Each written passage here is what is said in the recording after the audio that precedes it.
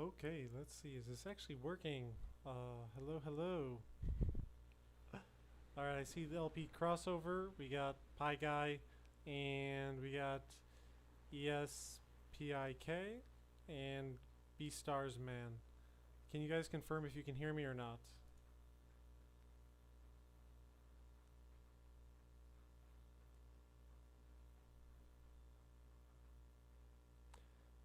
Okay, perfect. All right, I'm just gonna get started because this video is also gonna be just a VOD. So, anyone who jumps in, they can just get right into it. So, as the title says, we're going to be talking about Max 300. The latter part of the title says for a max of 300 minutes, and I really do mean that's a max. I don't expect to talk anywhere near that length about Max 300. I thought it might be a clever title or whatever. So that's all. So what are we actually going to talk about? Well, we are going to be we're going to be talking about Max 300 and my journey to MFC it. Why is it so memorable to me? Why is it such a big deal? And so it's like all of that. It's quite a bit. I'm gonna say right off the bat, this might not be for everyone. Okay, so I want to get that out of the way.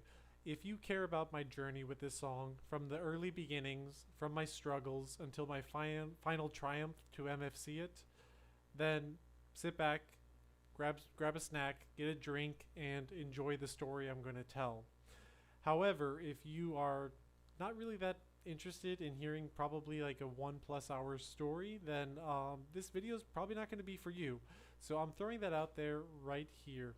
Um, you can skip it if it's not your cup of tea. If it is, I hope you guys enjoy it. I did do a bit of research. I looked back in my past. I pulled up some videos, pulled up some pictures, pulled up a bunch of stuff that I thought I can add to give it a little bit more flair, give you guys a little bit more context, and make it a little bit more interesting. But at the same time, like I said, I'm just going to be talking about Max 300 and my journey to MFCing it, which is over 10 years in the making. If that sounds good to you, then you're in the right place. Otherwise, just catch me on the next stream or the next score update that I make. Okay, so with no further ado, we are going to get started. And we're starting with what looks like Aaron in Japan on the screen, because that is going to play some significant role in the story that I'm going to tell. So where do we begin? I thought it'd be good to begin when I began DDR, because yeah, I figured that'd be the best way to start. Some of you might know the basic story of how I came across DDR and how I started to play. Some of you might not, and I'll just go over it really quick. So I was introduced to DDR, I would say either in the late 90s or the very early 2000s. I remember I was I was in Taiwan. I was visiting for the summer. It was back when my dad worked here, and I went to an arcade. I saw the machine. I got up. I just decided to give it a shot, and that was it. And I probably didn't touch it again for another couple of years. So my DDR journey truly began, I would say, kind of around 2002, maybe 2003, and I started getting a little bit more interested. At that time, I did have a couple friends. They were brothers, and they picked up the game and they played in their basement. They had a couple of dance pads, just foam mats that they taped down to the floor. I remember playing DDR Economics a lot, and even it was either DDR first or a third mix, and we'd take turns and play. And I was a scrub, like an absolute scrub. I loved playing songs like "Drop the Bomb." That was very iconic for me at the time, and that's how I started kind of getting into it. And around that time, the PS2 was out, and DDR started making some mixes. And I remember I had another friend who was into DDR at the time, and he had DDR Max on the PS2. So his name was Trevor, and he invited me over one day to check it out. And I remember going to his house. He was also in the basement. Lots of people were playing in their basement back then. And he showed me DDR Max 1. And that was the first time I ever saw or heard Max 300. And I thought I was like starting to get the hang of it. I could do like Afronova on difficult and other things like that. But when I saw Max 300, it just blew me away. It was far beyond anything I could ever imagine. It was the hardest thing I've ever seen until that point. I don't even think I knew about DDR X or Max 2 or Extreme at the time. So that was the hardest song I've ever seen. And I just remember looking at the chart and seeing it on the PS2, and we were playing with the controller. I don't even think we were using a dance pad at that time. And I tried passing it on the controller, and I'm not even sure if I could pass it at the time. I just remember it was so intense, and I couldn't believe anyone can do it. And that's when we go to the next part of the journey, and that is Aaron in Japan. So shortly after, I started meeting more and more people who played DDR. That's when I started going to the arcade. There was an Extreme nearby, and making new friends, and they told me I should check out Aaron in Japan. And from an early time, I was just mesmerized when I came to the site. I saw all the people who could make AAA scores at the time, which I thought was pretty much impossible. Mind you, at the time I was playing on standard, which was difficult, and I was just like playing songs like Afronova or Breakdown, and maybe I could full combo those. And then here I saw there was players in Japan like Yasu, his brother Take, and several others who were getting AAAs on Max 300 and other songs, and I was mesmerized. I couldn't believe it. So Yasu was the most famous back in the day. He's been memed out of out of existence. He was he was a legend. He still is a legend, and he's most iconic, I guess, for being able to AAA Max 300 on command. And I just remember, like, at the time, I couldn't even pass it. Like, I could not even pass it. And here, people were getting perfect scores on it.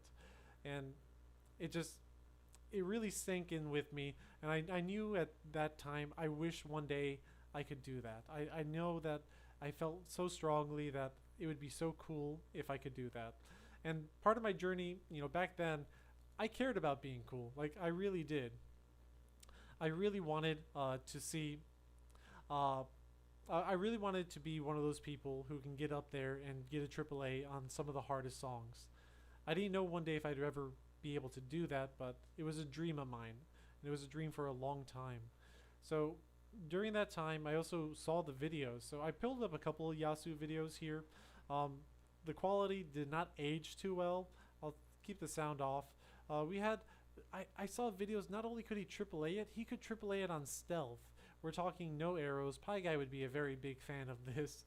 But it was mind-blowing to see someone AAA a song at the time that I couldn't even pass, and they weren't even looking at the arrows, and they made it look so easy. So we had videos like this. We even had videos of people more locally. This is DJ Stunna, and DJ Stunna was one of the players in Ohio, and he was in the same state that I grew up in, and he was famous for playing 1x no bar. Like, he did 1x no bar on everything, and he just made things look easy. So here there's people playing it on stealth. There's people playing it on 1x no bar, and they're still getting the perfect score. And I couldn't believe it. I couldn't believe that people can do that. And do not pay attention to the time. To the year of the upload. This was done probably in 2003 or 2004. Keep in mind, YouTube didn't come out till like the end of 2005 or sometime in 2006. So don't let the dates tell you anything. This was done a long time ago. I remember we had to like go through special ways to download these videos and host them, and it was a different time back then. But so here's a quick clip of DJ Stunna. He'd play Max 300 no bar. I always wondered what was going on with the screen back then. I now know because of the CRT. But so you had players that could AAA it on stealth, people who could do it on 1x no bar. They made it look easy, and this was at a time where I couldn't even pass it. So like, to even go further in that, I remember specifically I was at the arcade sometimes, and I'd really build it up. Like, whenever I decided to play like Max 300 or like Paranoia Survivor or God forbid Survivor Max, I would draw out the timer. I would go to the song. I want it to be cool. I try to get an audience. Like it's kind of cringy to think back at it because of how I am today. But I'll tell you how it was before. I would leave the song select on Max 300, and then I do some like exorbitant stretches, and I would also just like I'd really play it up. I'd like walk around, jog around, make it look like I'm about to like do the most difficult physical feat that's ever been attempted in the world by anyone. And then I'd inevitably play it until I got to the freeze, get completely gassed out, and then just fail. It would be a long time until I got good enough to even double A it. But I do think it was after Sakura and Bag, it was probably one of the only double A's I could get. Here, let's see that pop off from DJ Stunna circa 2003.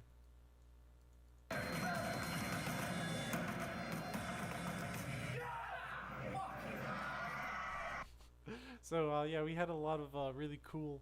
I had a lot of cool inspiration, and at that time, like I would say that Max 300 is the most iconic. So I guess we'll take a slight detour and tell you why it means so much to me.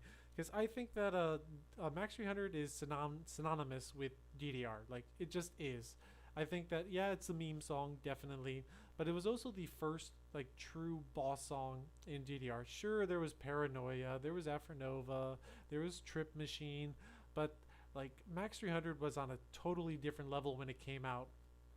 Now, a lot of people may not remember, but back in DDR Max, there actually was not a level. Everything just had a groove radar. It wouldn't be until DDR Max 2 that it was revealed that Max 300 was a 10. But in DDR Max, everyone knew that it was far beyond anything else that was before rated a 9, so it wasn't that surprising. So it was like the first true boss song. It was the first level 10, and it would always be in history going down as that. It was like the moment where like DDR shed its skin from like the first 5 mixes, just having katas, catastrophes, and it broke into a new level. And they doubled the BPM as like the doubling gimmick that I talk about a lot when I'm breaking down songs. And yeah, it does play a role into its difficulty, and that was part of the reason why it was so intimidating. It was so intimidating because you felt like it was so fast, but the truth is it's only 150 beats per minute. That's it. Like it's just 150. But the fact that it says 300, and other songs that are like 200, like Afronova, or like 190, you're like, oh my god, that is like so much faster. Even though, I mean, if there's 16th notes in like a 180 song, that's faster than Max 300. But you don't really think about that. You just know that it's a fast as fuck song, and it has 555 steps, the most at the time. Pretty sure it was the most at that time. Maybe Healing Angelic had over 500. It's like 500 something. And So Deep, but that was Max 2. No, so Deep was still Max 1. Oh, but people are going to rake me over the coals. So Deep was Max 2. So yeah, just it was very iconic. It was a Naoki Mededa. I can never say his last name. So we're just call him Naoki. Naoki, he made it. He used the alias Omega, and let's just be honest. It's a brilliant chart. It's a chart that has 0 crossovers, which I'm sure a lot of ITG fans would enjoy, and it flows. The song just sounds so like intimidating and like this intense to the max, and it has that brief slow down to a stop in the middle just to kick it up in high gear to go to the end, and the final ending with the 12th jacks, which were really fast at the time because there was just nothing you could do to train for them. Just it was on a whole nother level, and it just went down to be the most iconic song in DDR in my opinion. Alright, I got a couple other videos. Let's see. I think I also wanted to show didn't I have another one of Max 300 Yasu? Let's see. Let's make sure that this is still working. Yes, it is. I found a really interesting one that was a lot more recent. Oh, this is the one I wanted to find. And on top of that, like Yasu made it so easy. He triple A'd Max 300 300 times. Well, At the time, it was 300 times, and he would actually go on to do it. I think over 1,000. I've asked Aaron one time, and he told me he went up to over 1,000 AAAs on it, and I remember just thinking at the time, I would kill for just one of those AAAs. Like, I would kill to be able to get one time a AAA on it. So that was like my inspiration for Max 300 in the early days. So far the story's just kind of been a recap of the song's history, and it's kind of been a recap of just some like interesting trivia. Like, here's the Remy Wiki page. If you guys don't use Remy Wiki, I suggest you do. It's a very helpful page. Tells you a lot of fun facts, trivia, and you can learn a lot through this. So yeah, it was fascinating to go over some of this. Most of it I already knew. I found another recent one. Let's see, this was here's just another video of just a Max 300 just making it look like nothing. He always did his pose. He's famous for his one pose. What else we got? I found a recent video that was pretty cool. Did I forget to save it? We're just gonna type in Yasu Max 300. And yeah, apparently he played it a couple of years ago with DDR Koji. Koji loves doing stealths, and he made Yasu agree to play in 2019, just 2 years ago, to play Max 300 in anniversary mode, just like how I got it, and doing it on stealth. And yeah, by the way, Max 300 was the first song that I decided to learn how to stealth. I started memorizing it at lunch in high school. I printed out on DDRfreak.com. I printed out the entire step chart, and I just took time to memorize it. Yeah, back when I was on my lunch break in high school, because I wanted to get better at it. Like, I had a strong desire to learn it and get better at it, and that's why I cared so much.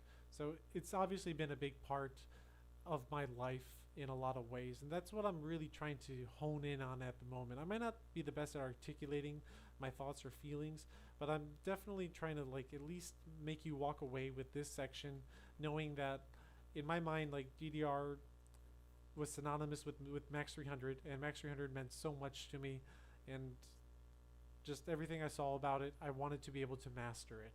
So from a very early age, like back when I was in high school, 2004, 2003, 2004, I wanted to master the song, and at the time, mastering it just meant that I had to AAA or PFC it back then, and that's all I wanted to do. And I had inspiration from Yasu, I had inspiration from Kevbo, I had inspiration from DJ Stunna, even Pac McMac, and a few other people local and across the United States who could do it. And I just want to do it. So did I ever get better? Yeah, I eventually started to get better. So let's take a look at how did I get better.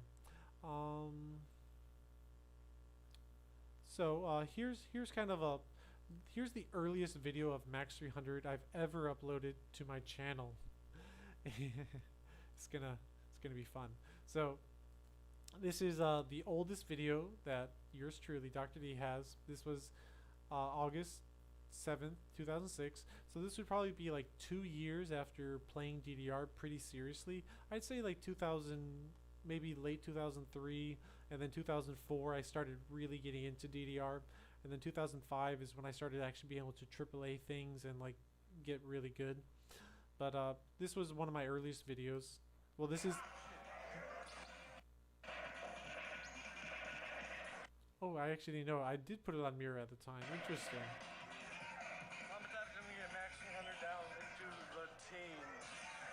So that, if you didn't hear it, I said I'm trying to get Max 300 down into the teens. Very hard, very Yeah. God damn. Look at all that hair. So this was my main arcade. A lot of my older videos were at this arcade. This was a Putt Putt. So it's quite nostalgic. I look quite different. So did I get it down to the teens? Well, we're gonna just skip on ahead and see what I did. So I titled it Dr. D Strong PA, PA standing for a perfect attack. And you can see it says third stage because I think we cranked it all the way up to 5 stages. So here I go, still playing on player 2. I don't even think I full comboed it. I did the best I could. So there's the stop. Do I get a perfect? 1, 2, 3. Ah, I got a great. Damn. Come on, Dr. D, pick it up. Yeah, and I always got to miss on like the last up or the last down, regardless of if I had it on mirror or not. I always got to miss there back in the day. All right, so what did I end up getting? I wanted to get in the teens, and I ended up getting 14. So at the time, this was the highest score I'd ever gotten. So it took me a long time to get it down to a strong double A at 14 greats and a miss. And I think I was pretty, let's see, what was my reaction? Alright, that's good. Yeah. You can hear me, I'm out of breath. Alright, that's good. Alright, that's good. That's good. Well, wasn't good enough. So the next Max 300 video that I uploaded to my channel is when I cut it down by 10 more greats and I got it all the way down to 4. Let's hear what the doctor has to say back then.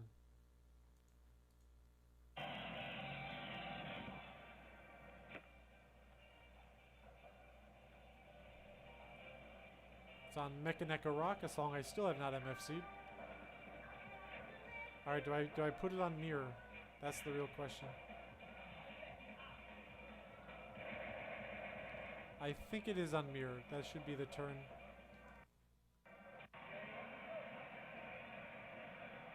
Yep, mirror. Now you're gonna notice that I don't know exactly where the 4 greats were, but I can tell you one thing. At the very end, wait, do I get the freeze? Yeah, I got it. Good job, Doc. Okay, probably at the end, but more importantly, what's at the end is oh, there's that miss again. And you'll notice I still called it 4 greats. I still called it 4 greats, even though I got a miss. And there it is with the notorious 572 combo. I would always get that because I'd always miss that. But to my credit, I was not doing a double step strategy. You can see I'm like leaning forward here because I'm actually using my 2 feet to do that, which is a lot harder, and it always makes me miss that one. So let's see how happy Dr. D was. And this is in May 2007, so this is like 6 months after my 14. I think that's my record.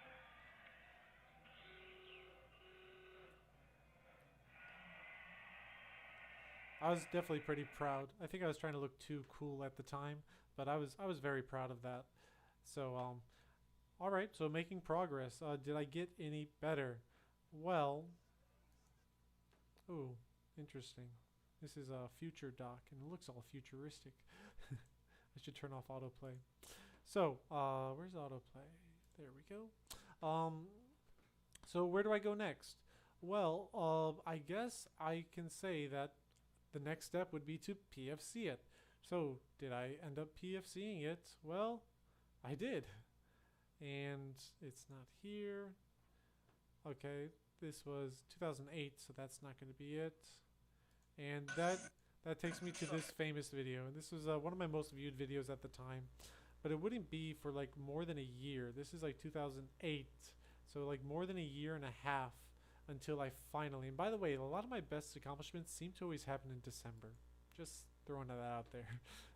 So 2008, I would finally go on to PFC it for my first time, and it was very epic. Let's actually watch this video. What's up, guys? What's up, fam? What's up? You do the commentary. I got nothing. Yeah, fuck it.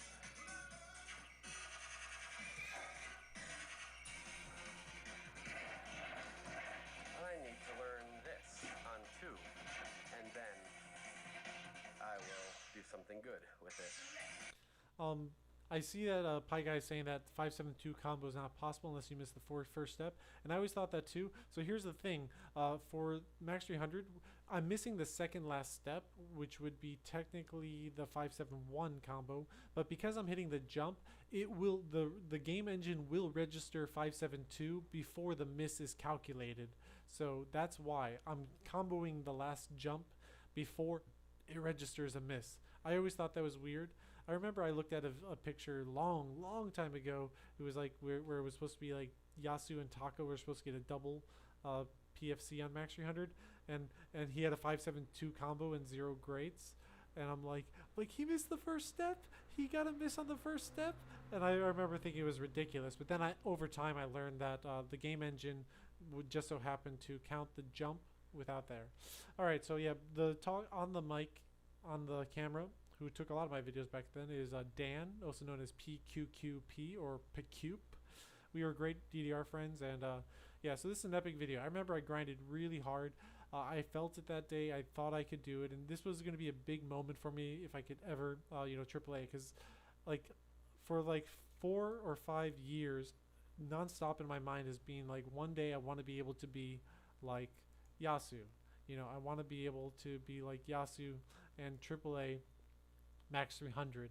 So a lot built up to a moment where I'd finally be able to do that, and I'm so glad that that moment was captured on video. So here's that video.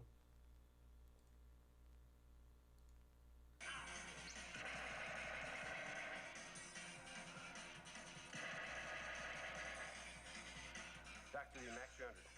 Putt-putt. 3 days before the tournament. Christmas Eve. Water. Shoe.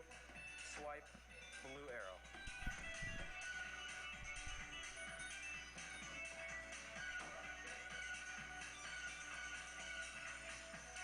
All right, so you're gonna notice that there's the demo in there, and that's because I decided to play it with.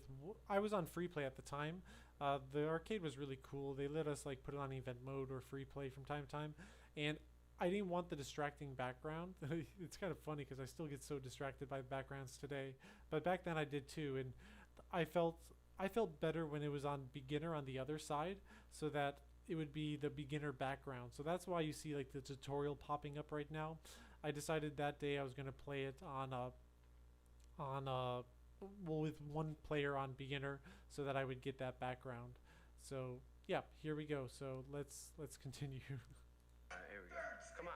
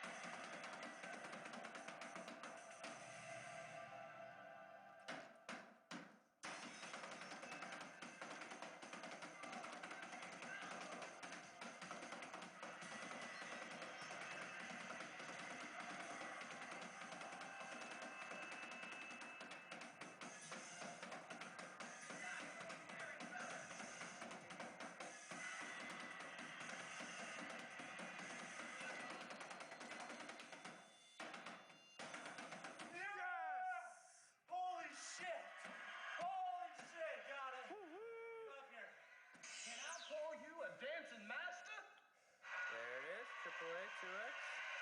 There she is. Oh man. Whew. Nice job. Holy shit, I got it. Oh Very wow. nice. Wow, I didn't expect that one. I'm calling Kevin. Music. On video. Yeah, of course. Here, hold this. Look, check that, Kevin. Look at that, Kevbo. You'll see it in high quality YouTube, kids.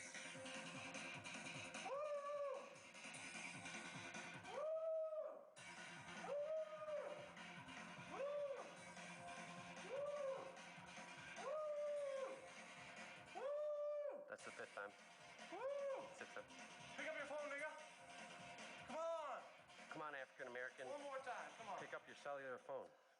Jesus, come on. How much time we have left on the video? Minute 30 seconds. Shit, minute 37. What can we do in a minute 37? This is an epic video, man. You watch me play Long Train Hunter. Is that a minute? Yeah, right. Get the hell out. Okay, this is too cringy. Okay, I do not endorse that guy, but I will tell you this much: it was very common. It was very common at the time to call like someone after you PFC'd a new song. So I definitely called. I definitely called Kevin, but he did not pick up his phone, and yeah, it's really cringe. Goddamn. Wow, 2008. It was a different time. So what ended up happening though, well, I remember that Dan, who was taking the video, he was actually really calm. He was definitely like really calm about it. And during the video, but as soon as we stopped recording, he said, "Dude, man, I am so proud of you." Like he said, he was trying to keep his cool. He was trying to just like keep composed, but he was incredibly proud of me, and I was really proud of myself. And yeah, that was the moment that like really like solidified me that like I worked towards, and I did it. I did what I wanted to do, and yeah. So anyways, that was the first time that I ended up PFCing Max 300. So where do I go from there? Well, why not AAA Max 300 with Kevbo? This was at another tournament. By the way, that was a few days before a tournament that I was hosting, and I ended up winning that tournament, and I beat Kevbo in the final round. That was a really big moment. So 2008 was a breakout year for me. I finally like stopped just being what I would call a scrub, which is kind of a term of endearment, but I finally like kind of made it in my eyes. I wasn't really good at PSMO or Max Unlimited, but I could definitely hold my own on almost any other song, and yeah, AAA Max 300 was good. I would meet Kevin again at a tournament. This was at MMG 9. I believe it was in Rhode Island. We drove like literally 12 hours to get there. It was insane. Like we would go to the ends of the earth to go to a tournament back then, and this was there. I'm not going to play the entire video, but it was a really cool moment where like I believe it was one of the either the semifinals or the finals. Me and Kevbo, we had to play against each other, and either one of us picked Max 300 or who was drawn. I forget what the rules were, but the point is that we made it to the freeze, and Kevin, I think he screwed up the first step after the freeze, and he was pretty sure I still had the PFC going, and then I ended up finishing it and AAAing it. This was the first time I ever... No, wait, this was Kevin. Wow, this whole time I thought I was the one who AAA'd it. Oh, damn. This is embarrassing. So I screwed up.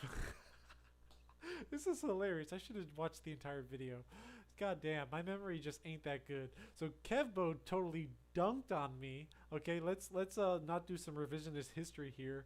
I screwed up the freeze, and Kevbo went on to dominate and AAA the entire song, doing the jacks. I think he did it the way you're supposed to.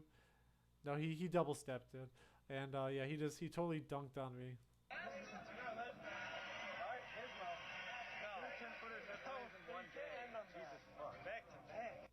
Back to back. Oh man. All right, so Kevin went on to dunk on me. Okay, let's get the facts straight. All right, so where do we go from here? So I guess we can go to like how I decided to improve. So that pretty much does it for the early time. So what we're gonna move on to is my grind to lowering the score over the past, and I really want to separate it because like until DDR Extreme, kind of Supernova, all we had was perfects. Like the best score you can get on it was a PFC. You get all perfects. Technically, you could go into like non-stop mode or play it in Legend Road and fail out, but no one really did that, and no one really cared to grind that kind of thing.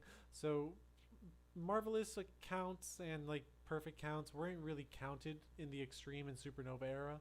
So the next thing we're going to do is jump to DDR Supernova 2 and on, because that's when my PFCs are going to start having perfects attached to them, and we're going to look at how I shaved them off over the years. So now we're entering the middle phase. Lincoln's asking where's Kevbo. Kevbo still plays, and he's dominating. He's still one of the best players in the United States. He has a lot of 18s PFC'd. He has some insane MA on some 14s and higher. He's incredible. He still whipped my ass in a tournament. Let's put it like that. Unless we're playing like 10s to 15s, he's gonna take me on 16s and higher. All right, and we're actually not gonna start with this video. The one that I want to go to next, I guess, would be here. So this was on Supernova. This was also in November 2008. I guess this was even before that that tournament. Yeah, because this was in December. Yeah, this was December 2008. So, yeah, I was in Taiwan on vacation at the time, and I ended up going back for the tournament and then heading back there again. So this was a little bit before that, but this was the first time that I got zero greats on Max 300 on a marvelous timing machine. So let's see how I fared. Well, let's see. How did I do at the stop? I always like to see if I get the stop or not. Let's see. Well, it's going to be a perfect because I got zero grades. So, but it was a marvelous. Oh, very nice. Look at that. Look at that MA. Look at him go. Way to go, Doc. All right. So 0 greats is what I said I got. And you'll notice that back then I always was a little hesitant to say if I got misses or goods. All right. Now to be fair, that good is totally pad. Like that is like as pad as you can get, but you'll see that note, and yes, I'm back to missing my most hated note. So even back then I had a hard time getting it, and goddamn, getting misses really hurt your score back then. So I ended up getting 46, 0 greats, 2 goods which were pad, and a boo, which was totally my fault because I just sucked. So that's like kind of like our starting point for like MA. All right, where do we go from there? Well, I would go from there. This was on DDRX. So after that, I kind of had like the feeling of being like I guess Yasu, the modern day Yasu at the time. Like Yasu was famous for PFCing Max 300 like over 300 times, or more like 1,000 times. And I figured, you know what, let's see how many times I can PFC Max 300. So there was definitely a period of time where I was able to stealth the song. I played it very regularly, and I'd end up even be able to PFC it on the special arrow dot. Yeah, like it's like literally a fucking pixel. It's called dot. You might not even be able to see it. So here's dot, and yeah, there is arrows on the screen. There are arrows on the screen. They don't have this note skin anymore, but they did have it back then. And I would mess around. Oh, I only triple it. I didn't even PFC. I know in the future I would go on to PFC it, but you know, the point is that I started getting very familiar with the song. You know, I started playing it a lot. I started what is going on? There we go. So I ended up playing it a lot and just getting better at it over time. Where do I go from there? So that's DDRX. This is X2. This is also... Oh, so yeah, that was dot with a AAA. Well, here you go. Here's dot with a PFC. So this was on DDRX2. So DDRX2 is when I really, really started to find my stride. I'd say like DDRX2 was like my true breakout year. So we're talking about 2011. This is when I started being able to PFC 16s, 17s, and I started working on MA. I would replay songs. My mindset really changed around this time. So I always had the image, if I'm going to play something, I'm going to try to improve it. So it was no longer good enough to just PFC a song. If I PFC'd a song, I'd try to PFC it again, and I'd try to get a lower perfect count, and that would continue. Do I get it? Yeah, marvelous. It would continue on to this day. Like the main mindset that I have uh, goes back to like yeah DDR um, uh, X2, and this is why I kind of say that it was like over a 10-year journey. Because starting in like DDR X, like even Supernova kind of, but I'd say like when my MA started becoming a focus and I started trying to PFCing things, I'd say X2 is like when I really started thinking. So here was like a 42 PFC on dot. Ooh, 513. He's gonna like that. And that was just like that was just me messing around. Kind of also just messing around. You would see. Uh, you would also see I would play entire courses. So back in DDRX2, a lot of people might not know this, but you could make custom courses. That's right. I loved it. It was awesome. You can select any 4 songs on any 4 difficulties and put them in the course. And yes, you could do duplicates. So I would actually put Max 300. It was just my Max 300 course. I would put it 4 times in a row, and I would try to PFC it. This was one of the earlier attempts that I tried doing it. This was in March 2011, so you guys can see it. And I play it 4 times in a row. So after the first time, I still have the PFC, and I ended up getting 1 great, 1 miss. Anyone want to take a bet where that miss would be? Let's see. So second song, I still have the PFC after 2 songs. So here's my. I haven't watched this video in. Well, I haven't watched it. But it looks like we're PFC'd through the up. There's the miss, but it wasn't the miss that I usually get. It's probably just a bad switch. Yeah, probably just missed the up.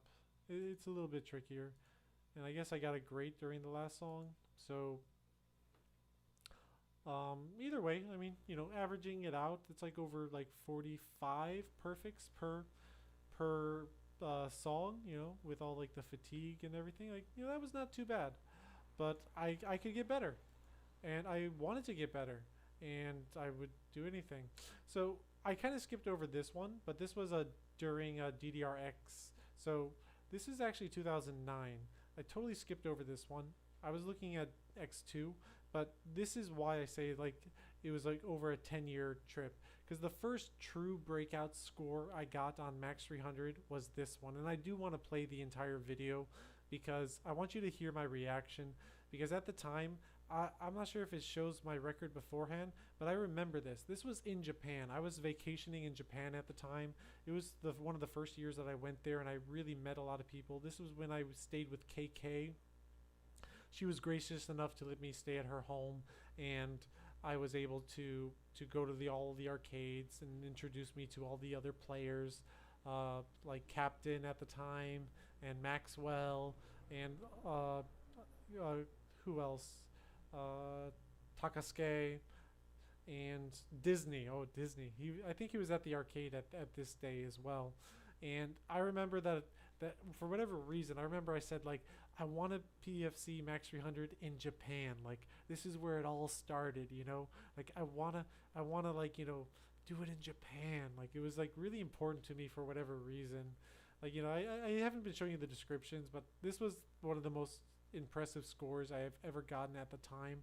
So let's take a look. I'm going to stop talking and we're going to watch this because this was one of the most iconic moments. And this was around the same time where I MFC'd Reach Up, which was my first ever MFC. This was I think it was the same day, or like they're very close to each other. Very close to each other was this score and there. So this was when my MA started really kind of like improving. So let's take a look at this. And I remember I played this like at least like 20 or 30 times that day. Like I was trying my hardest to improve my record. I really want to see if I could see what my score was. Yeah, so I want to say that that's an 8. So I didn't even have it PFC'd yet. I was unable to PFC it yet on DDRX. So it was something I wanted to be able to do. So let's take a look.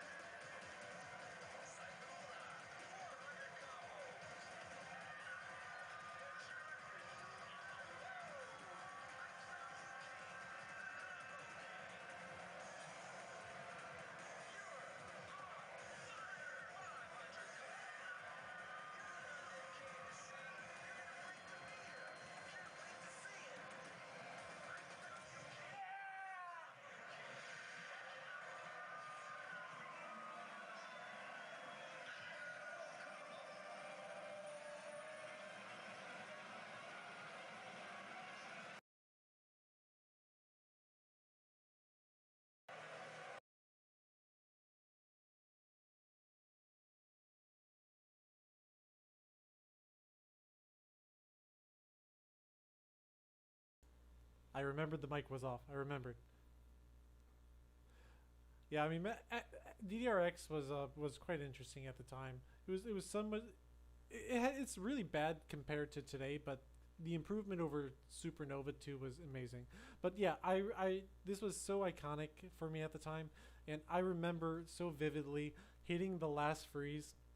And I want you to look at my hand. Like, I remember my hand just like shaking. Like, I knew what I did was incredible. It might have been world record, or I think the world record was like 18 at the time, but like it was so close to the world record, and I knew that my scores was really incredible. It was so much higher. My MA was much higher than any other attempt of the day, and it happened to be the attempt that I ended up PFCing it, and I just felt so incredible. So watch the very last, when I finally nailed the end, and look at like the energy in my hand just shaking. It was a primal scream like of joy, and just it meant a lot. So by 2009, in the summer of 2009, my score got down to 20 perfects. Okay, so 20 perfects is kind of like the baseline for marvelous mixes. So it was really 12 years in the making. So we're still in the middle of the journey, but we're gonna see how did I chip it away to eventually MFC it. So I showed you during Max 2, I started playing more and more, like just gimmicky things, like playing it on dot, or like doing it in a course. And here's one of the times I did it in a course. here's me PFCing Max 300 7 times in a row. So I mean, we're not gonna go through the whole video, but it's pretty much what you would expect. So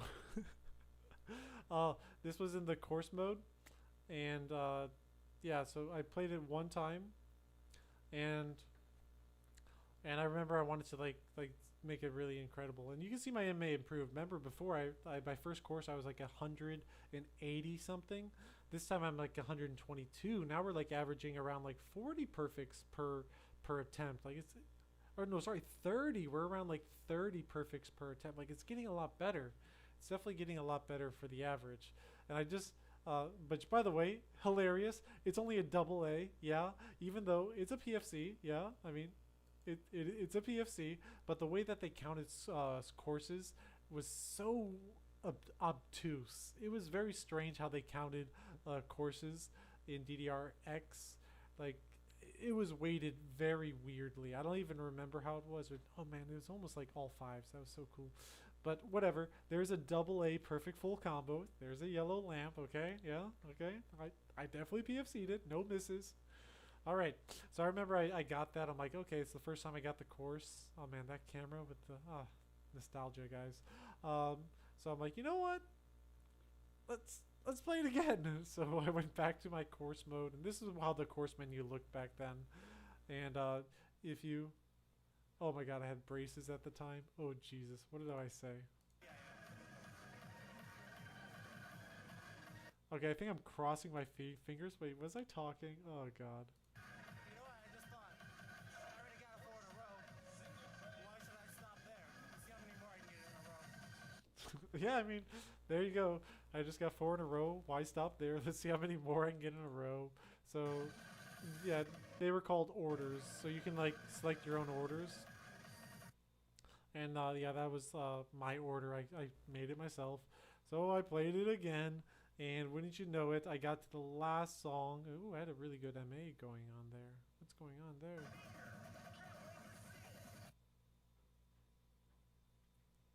Where did I get it? Alright, it's probably at the stop, because that was like the most risky spot. Yep, it was at the stop. And it looks like I just failed. So the Marvelous attack is not going to be accurate because I failed, obviously. But, you know, okay, so improvements. So we can definitely see that like I'm making improvements, and this was like by like September.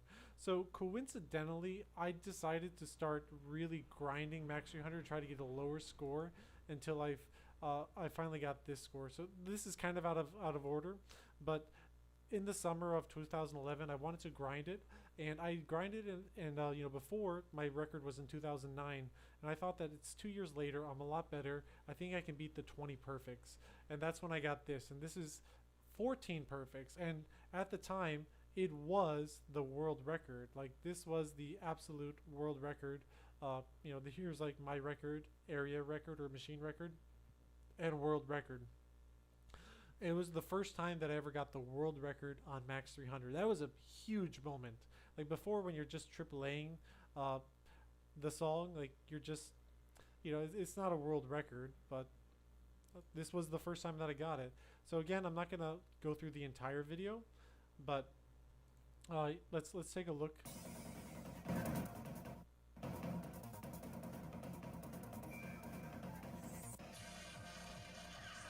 So let's see. First, let's see some really sick MA. So I think that this one is going to be where I fail it. So at the time, I have 16 perfects on it. I guess my rival has a double A, and I have 16. And the world record is, I'm not sure. I forgot how it worked. Okay, the world record was 15. So Tengu, his name is Tunga Yu. He had 15 on it at the time. So I had a really good MA run. So I think this was like the deepest at the time that I ever got with a Marvelous full combo. So over 200. And yes, Max 300 was oh, I got Max 300 MA. So yeah, this was insane. Like I never made it so far with MFC. And we're past 573, which is also kind of cool. So over 320. So I was only 230 steps away from MFCing it. Now, did I end up getting it? No, I probably fucked up the stop because, oh no, I didn't. Or I fucked up the ending, right? Because of course I would. Oh no, I got it. So I just had a really bad second half. So unfortunately, I had a really bad second half, but like my first half was just like I probably got too nervous. Okay, so here's the real deal. So this was my run where I ended up getting the world record on Max 300 back in like early summer, late spring of 2011. The record was 15 at the time, and I ended up finishing it. I had 16 at the time. Record was 15, and I was ahead by quite a lot. I was definitely ahead by quite a lot, but I ended up finishing only +2. So it could have been like +4, 5, 6. Like it was potentially able to be a quad 9, and I always called it a quad 9 whenever you get 10 perfects or less, because like you get 4 9s.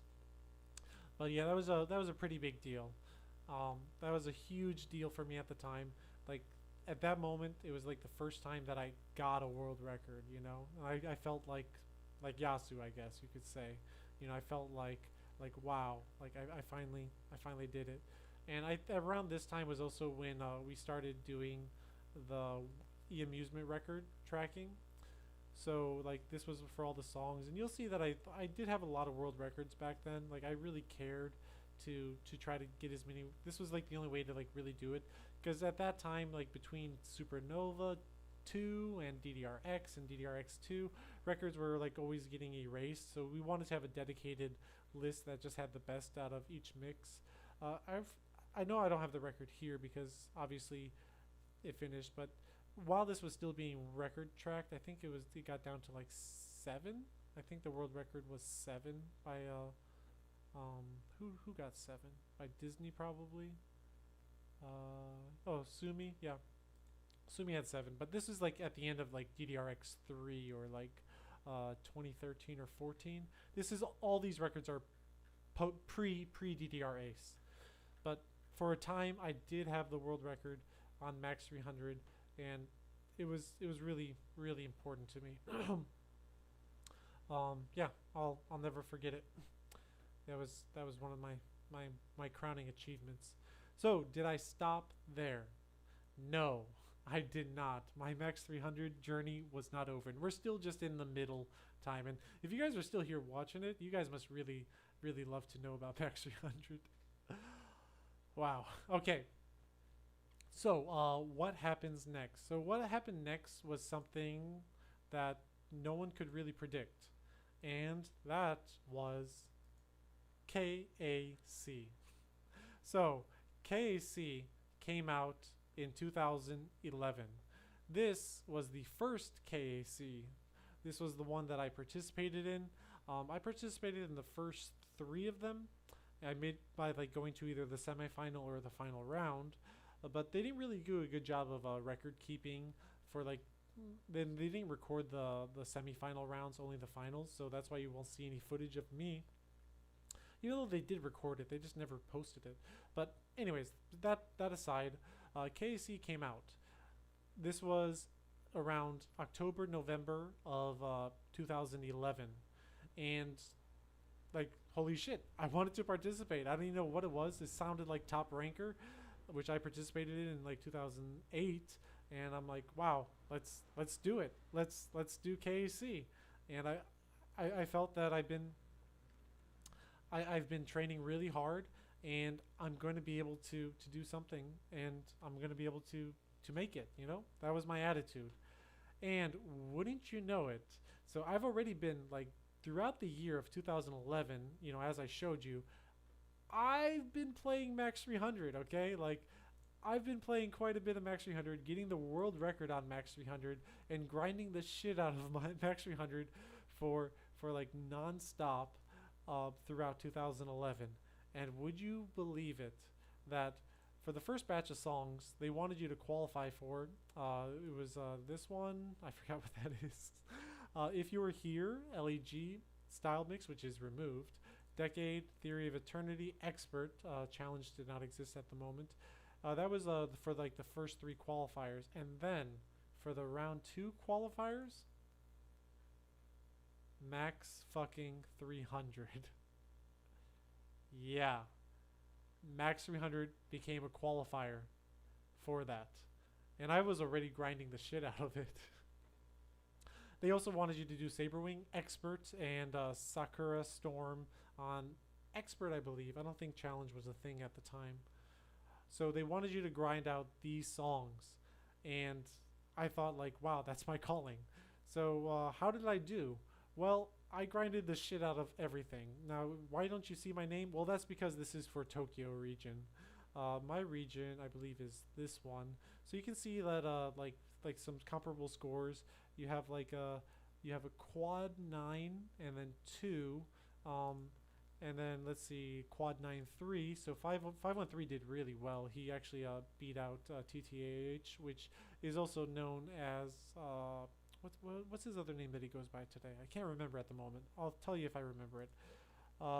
We have a quad 9, or sorry, triple 988. So he's actually behind by like 4. Then this is the one that, okay, I'm in this one actually. That we have a quad 9-8, which is really, really high. He was missing 2 perfects, and this is on DDR2 timing. Sumi was definitely someone to be reckoned with. And then finally, I finished, not even here. Where am I? I thought I was in this. Or, I know for sure I'm somewhere. No? I should be in this region. Weird. Huh. Well, for sure, if I go here, and I go here, okay, that's Brazani. Okay, I was in the middle one. Okay, so where am I? Oh, there I am. Damn, I didn't even notice myself. Yeah, I didn't do so hot in the first song. So there we go. I was about 4 perfects behind. 16 away totally. So I wasn't the best, but I hung in the top 3. I tied top 3 with CG at the time. But round 2 is where I shined. So remember, round 2 had Saberwing, Max 300, and Sakura Storm. And I worked the best I could on Saberwing and Sakura Storm, but Max 300 is what I focused all my energy on. And you'll see that I ended up finishing with, here it is, 8 perfects. So we just took it down from 14 to 8, and it wasn't straight to 8. Like, I played it 1, 2, maybe 300 times within 2 weeks. I ate, breathed, slept, everything Max 300. Max 300 was what I had to focus on. I did terrible on Saberwing, and I did pretty good on Sakura Storm, but it was my Max 300 that carried it. No one else in my region could even touch it. I was ahead by the closest one, MLINS, by at least 9 perfects. And did I finish with the world record? Actually, no. Believe it or not, 2 people, TTAHT, and I believe it was Sumi. Not even Max, not even 513 can get it. Brazani even had 13 perfects at the time. Sumi had 16 perfects. Like, I finished the second highest score on Max 300. And I was doing it on red cabs, you know, supernova cabs, which we're going to get into a little bit. I'm not going to go on a huge tangent, but that is what I ended up doing. And yeah, there it is. I was not recording because I was playing so much, and it's kind of also goes back to how things were recently when I had to get it. I was stressed out too much, and the idea of recording my attempts stressed me out even more. So a lot of my attempts did not exist at the time on video, but I did get it off cam, and that's the score. So 8 perfects, Max 300, and I believe I even said that like that was the greatest score of my entire life at that time. I worked my ass off. I tried my hardest, and I'll never forget the moment where I SDP'd Max 300. And this was all within going from 20 to 8 in about 2 years. And I thought, this is my magnum opus. Like, I'll never be able to MFC it, but god damn it, I fucking SDP'd it. And very few people could say that at the time. It was only TTAHT at the time, and me. We were the only 2 people. Then Sumi eventually got it down to 7 as well. But that was it. We were the only ones who could SDP Max 300. And I did it at a time for competing. I would go on to go to the semifinals, and my region was in Nagoya. I don't want to. That's a different story for a different day. But needless to say, even though I made it there, and even though Ringo finished 4th and just barely made the qualifying round, like well, not barely. He was quite ahead of Backbone, but he made it. But the fact that he made it, and the fact that I don't know. New Decade Challenge came up in the semifinals and Paranoia Hades Challenge. Those 2 songs came up in the semifinals against Ringo, and let's just say I double A'd Paranoia Hades Challenge, and I was really proud of that, doing it without a warm-up. But I got my ass spanked. I got owned. I got like demolished on New Decade Challenge. I couldn't even double A it at the time. So yeah, that was embarrassing. So he ended up going. So if you actually watch the video of the finals, you'll see Ringo, and you might see me in the background. But yeah, that was. Let's see, that's Brozani, right? Yeah, there's Brozani, or who I like to call Bro. But yeah, we had Ringo, which was mostly a no bar player, but he did use the bar at sometimes. Yeah, that's Brozani. That's someone. Is that Ringo? No, that's not Ringo. But yeah, 503 did actually end up making it. And Ringo finished 2. This was the championship that Brozani won. And it would be many years until he won another championship. But congratulations, Brozani, on that victory. It was incredible to watch, and I was just happy to be part of it. You know, I didn't really care where I finished. The fact that I was able to be flown out to Japan and participate like on the world stage, and it was a good time. So definitely very nostalgic over that. All right, so 8 perfects. Where do we go from there? Well, from there, I think I kind of cooled down on Max 300 because I felt really burnt out on it for the time. So it wouldn't be many years until I touched it again seriously, because I pretty much optimized it as much as I could with the hardware and software that I had available. So I went on to do other things. I got better in other ways and in other areas, and you know, that was it. That was it for me for a long time, until. So let me close some of these tabs. Oh, and by the way, during the KC. Just for fun, I thought I'd do this one real quick. I always had an idea to PFC Max 300. Like I think a lot about Max 300, and I always wanted to see Max 300 PFC'd in this way. And I asked MLINS to help me PFC it, and this is what we did. I'm going to play the whole video, so if you're not sick of Max 300, stick around. There's definitely a twist coming. You'll see what happens.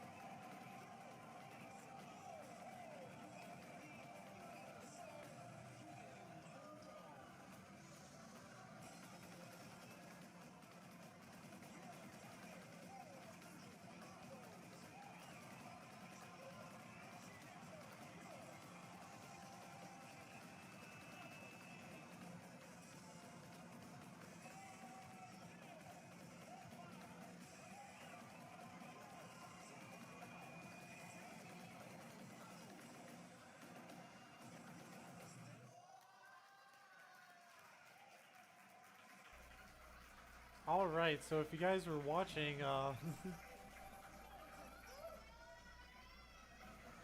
I'm trying to do the Yasu pose there. So we ended up PFCing. I asked him to play the first half because he was more comfortable doing that.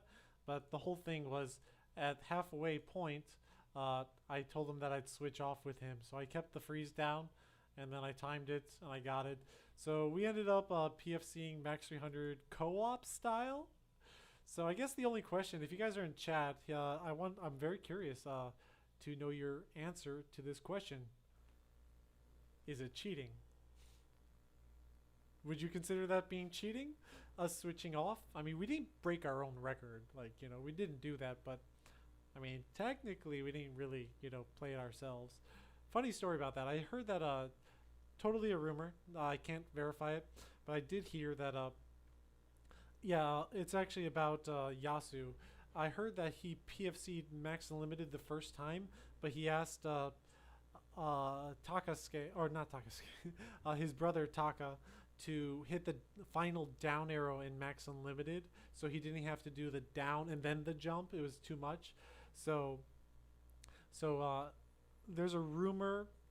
Again, I don't know for sure if it's true or not, that Yasu had help on his first PFC of Max Unlimited, and I really apologize if there's absolutely no truth to it and I'm spreading this to people. Don't discredit. He's absolutely PFC'd it many times over, so you know, don't go discrediting him. But just something I heard. But just another idea.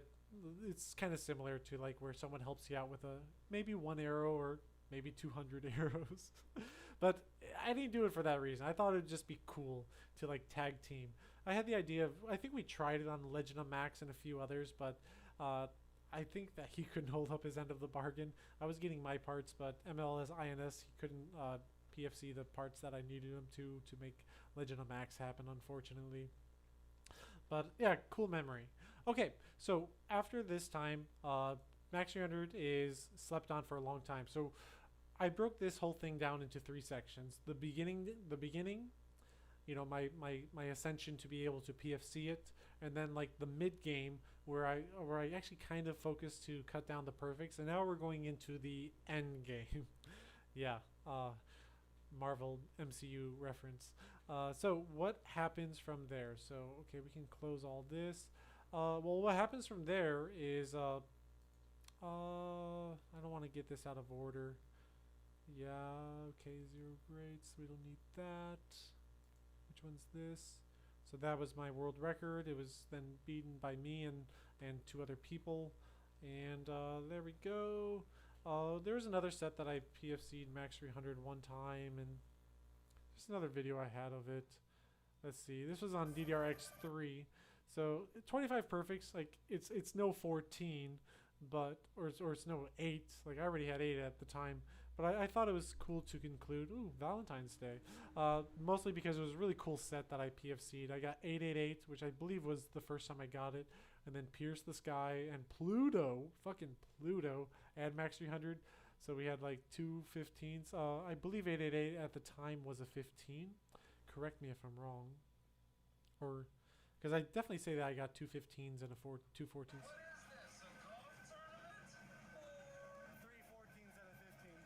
Never mind, it was still a 14. 3 14s and a 15. So it was a pretty cool set that I got at the time. Yeah, so not too much else going on. So everything would change. So there will be, this is 2012 was like the last time I uploaded a video, and I wouldn't have another video until 2016 of Max 300. And the reason is I couldn't grind it down lower than 8, and I already did all the gimmicks, and I got sick and burnt out of it. But DDR Ace changed everything. So this is the final section of my Max 300 journey. So when DDR Ace came out, it changed. It changed the core gameplay. And by that, I mean the timing was fixed. So I'm not going to go off on so many tangents. Like, if you guys like hearing about DDR, I can talk for like hours about DDR, especially like competitive and like grinding shit. But I'm going to try to keep this video focused. But there was a thing known as Magic BPM, and we knew about it before DDR Ace came out. And we found out that like 150 or 300 BPM songs would be slightly easier to MA, to Marvelous Attack, which kind of meant why we could get such a high score on Max 300 compared to like, why am I getting like 61 perfects on 888 and like 43 on Pluto, but I can get like 25 on Max 300. So Magic BPM definitely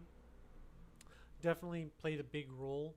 And the thing is, it actually played a bigger role if you played on HD cabinets, okay? And this is where we're going to have to touch on a little bit.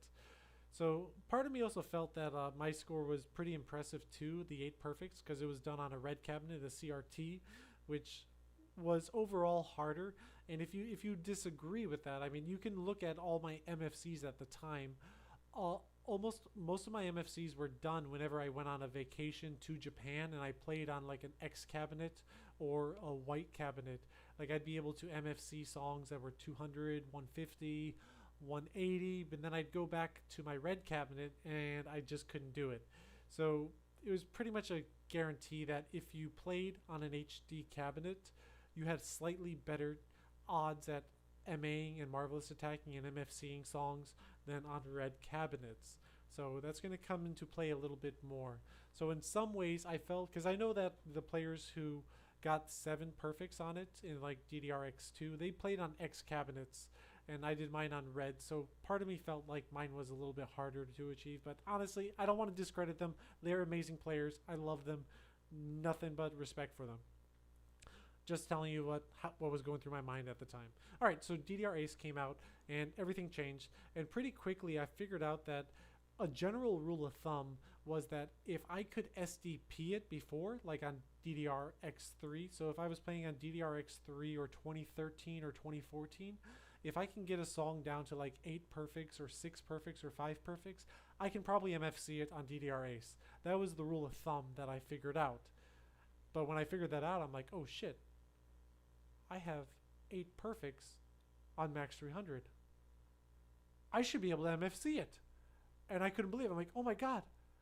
I might be able to finally have my dream come true of MFCing Max 300. Like, I started getting really excited in 2016. I'm like, holy shit. I can actually do this. I can actually do this. So early on in DDR Ace in 2016, you would see me in July. The game came out on and the last day of March 31st.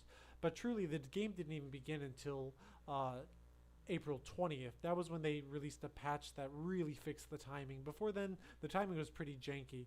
But from April 20th on, it was really solid. So like within 3 months, I was able to get my max 300, which was at which was at 8 perfects before, and I could cut it by 3, like almost instantly. You know, what did I have before playing this, by the way?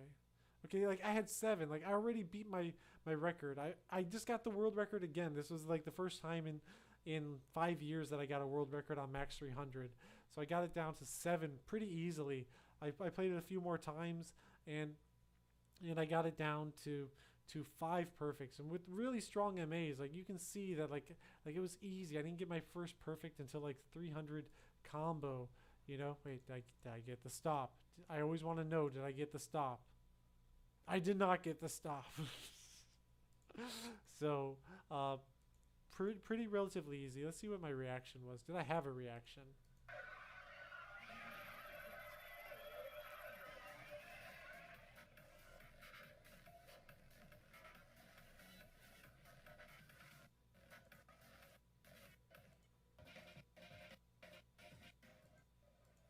Well, it's modern day Dr. D, just stoic and no reaction. Okay, but so I got it down to 5, and I'm like, oh shit, I'm gonna be able to MFC this. It's not gonna be a problem. Like 3 months after the game comes out, I can already get 5 on it. So I'm like, okay, you know what? How about this? How about I play lots of other songs? I grow my MFC count. So like at that time, I probably had like maybe 60 or 70 MFCs. And then like it was very, very soon I hit 100. And then I was like at 150. Then I was at 200. And then I'm like, okay, you know what? I'm going to make max 300 my 300th MFC. That's what I'm going to do. I'm going to make max 300 my 300th MFC. And I put that in my mind. I said, that's going to be perfect. So I kind of stopped touching it for a while until I got around 300. So around 300 MFCs, I said, okay, now it's time to start practicing it. You know, yeah, 5 is pretty close, but it's not an MFC. So around 299 299 MFCs, I said, okay, now it's time to MFC max 300. So around November 1st, 2016, I'm at 299 MFCs, and I start playing max 300. And I'm playing it, and I'm playing it, and I'm not really getting better. Oh, I take that back. There was one time I got better. So at that time, I was able to get it down to 4 perfect. So I had 5 for the longest time, when it was not even the world record anymore. Chris got it down to 2 perfects. And I'm like, oh shit, someone's going to beat me to this. I need to MFC this fast. So I started playing max 300 again, and I picked up an early perfect. First 10 steps. Wow. And by the way, if you haven't noticed, and even the first time I PFC'd max 300 and even like the 20 perfects, if you guys didn't notice, I went back to playing it on normal. I stopped playing it on mirror. So and even all the times I PFC'd it like 7 times in a row, I was always doing it on normal. It was just like in the early days that I played it on mirror, and then like in the very, very later days I played it on mirror. But for the most part, I always just played it on regular.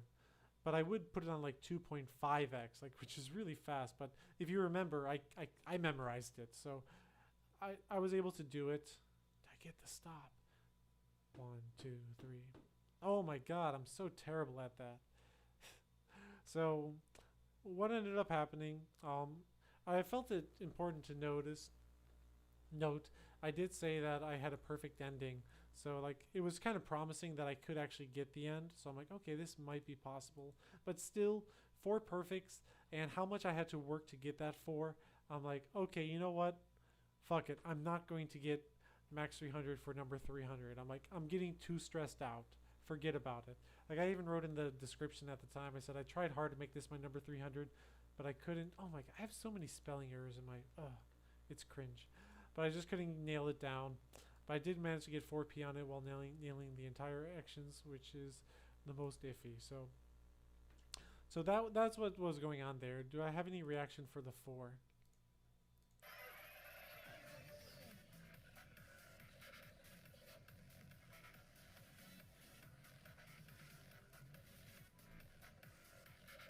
No reaction?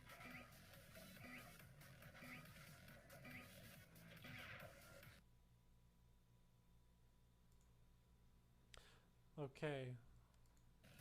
Now, here's the thing though. All was not lost because I actually did go up to... I ended up getting possession EDP for my level 16. It was like just a couple days later too. I decided, you know what, if I can't get max 300, how about I get my first level 16? And I did. I ended up MFCing my first level 16. So you know it was a pretty good consolation prize. Is that right?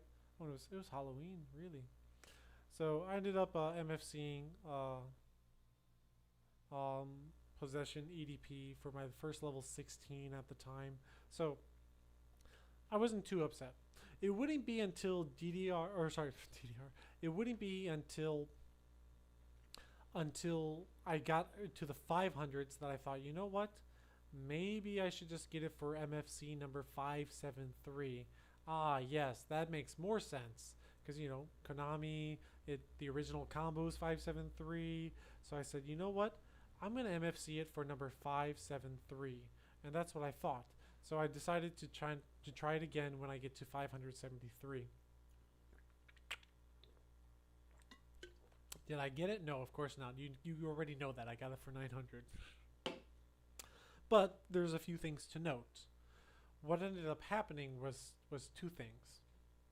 One, around this time, I want to say early 2017, my arcade's monitor, it fucking broke. Like, this monitor just broke. I'm not sure how I can like show it to you, but the point is that the monitor got busted. They changed it out to like a Guitar Freaks monitor, which had terrible burn-in, like, or it was Drum Mania. It was one of those, but the burn-in was just like awful, and it was so dim. And like from that point on, like I literally just couldn't play. Like I really couldn't even play. It was really hard to even to get that. These are like the dark ages for me. So like between like 300 and like 500 to 573, it was like pretty dark because, well, literally dark too, and it was quite depressing, honestly. I remember like thinking it was like really depressing. What was an MFC I got there? Like I remember around this time.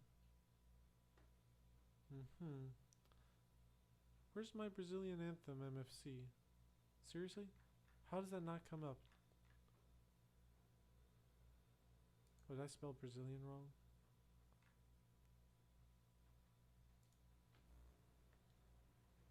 Seriously? You guys are gonna do this to me? Really? Wow. You guys are really gonna do this to me right now live.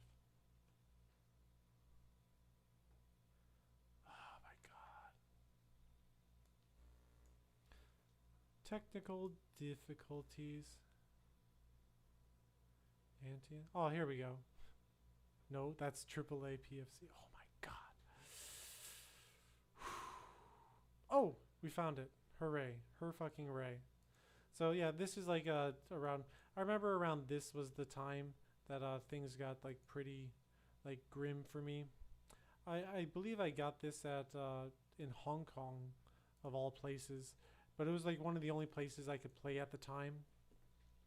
And I remember that I was approaching 573 around this time. But I had to basically be like either in like Japan or Hong Kong or Korea to get new records because it was really hard to play on my machine. And I was starting to get pretty depressed. Things weren't going so great. And I knew that even if I got up to like 572, there was no way under the circumstances that I would be able to to MFC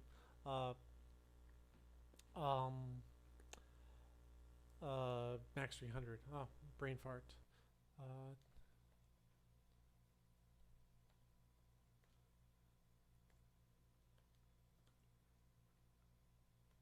so what I ended up getting for 573, what did I get for 573?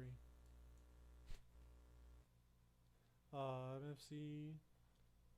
Okay, I know that I got a Dance Dance Revolution X special for 500, which I think this was on the bad monitor. You can't tell because it's line out, but I was still able to MFC this. So this was around like, April. It was quite hard to do at the time though. All right. Oh yeah, crazy control. So yeah, this was when I got it. It wouldn't be until 2018. So like from Brazilian Anthem to here, it was quite a lot of time. Like MFCs were coming real slow, and just I had monitor problems and a lot of other things going on at the time. So definitely depressing time. It was really slow. Mid 2017 through mid 2018, things were depressing as fuck. Like that's like the best way to put it. Things were depressing as fuck around this time, and I just felt like giving up. And that was the first thing. The second thing that happened was my dream was broken. I lost my dream. And my dream was to be the first person to MFC Max 300. And I couldn't do it. So I was already so down that I couldn't even play on my machine anymore and get good scores. And on top of that, someone went ahead and MFC'd it before I could. And it crushed me. It really did at the time. The someone in question was Jeff, known as Funga, which I do know a lot of people do not like to speak of this person anymore in modern day, and that's totally fine. But I am just saying the story and the fact as it is.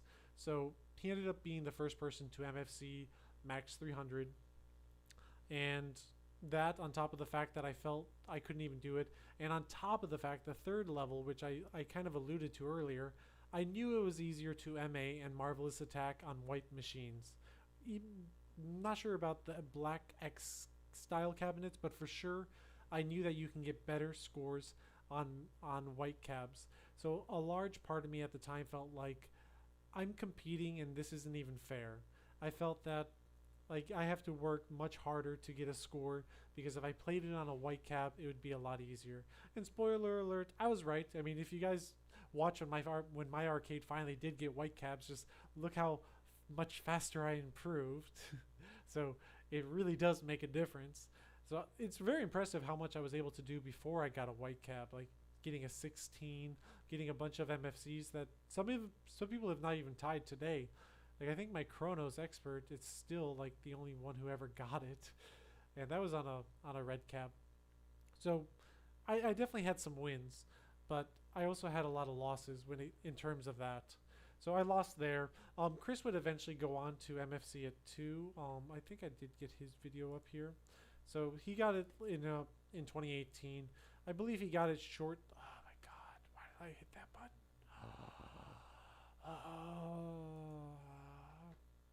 Okay, anyways, he went on to get it. He got it after Funga got it. I think, well, Chris always got everything after Funga. So it's just what he did. And love or hate any of them, like I respect them. Like if you're a person that can get a score like this, like regardless of our personal beef, like you got my respect. Like you have my respect regardless of anything if you can get this, because I know how hard and what it takes to be able to do that. So Chris would end up getting it in 2018 in March. I believe Funga got it either late 2017 or early 2018. It was hard to say, but I was feeling really down for a long time. So where do I go? So here's like the very end to my final salvation, if you will. A few things happened. One, I just got it off my mind. I realized one thing. I put too much emphasis on Max 300 and being the first person to MFC it. It fucked my mind so goddamn hard, because I tried so hard to do it. it was nonstop on my mind, and that meant that whenever I played it, I would just space out. I wouldn't be able to do it. I wouldn't be able to do it because I just had way too much pressure and stress on my mind. And that's regardless of the fact that I wasn't playing on a white cab. I would eventually get the white cab. And I think I revisited it a few times on the white cab, but even if I was able to get it on a white cab, I was still mentally fucked up. I couldn't play it. And I felt that I would never get it. So I once in a while I might have tried it, but eventually I just quit it. Like cold turkey. The only time you would ever see me play it would be if it was in a request set. If someone requested me to play it, I would play it. Besides that, I just got it off my mind. I thought if I can just wait long enough,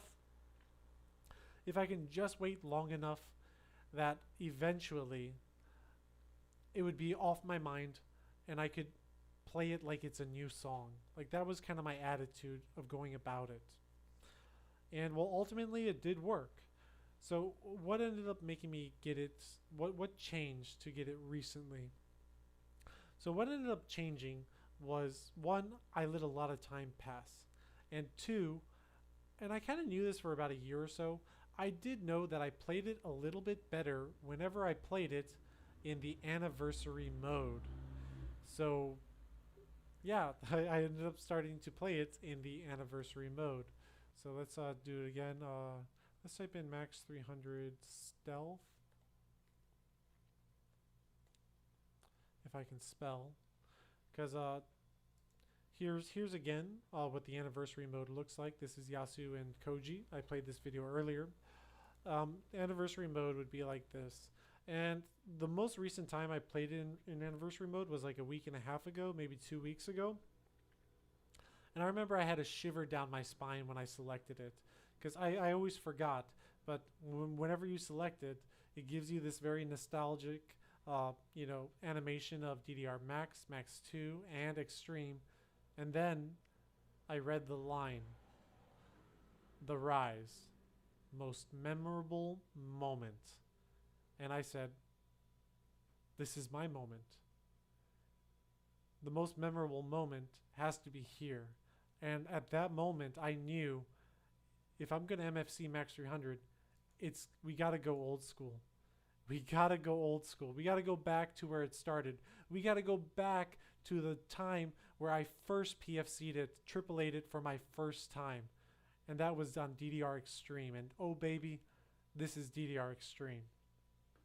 So I played it, and it was a few weeks ago when 2 weeks ago when I played in this mode. And I was able to get an SDP like relatively easy, like with like very little like effort. And I played it a few more times. I kept getting more and more comfortable. It just felt natural.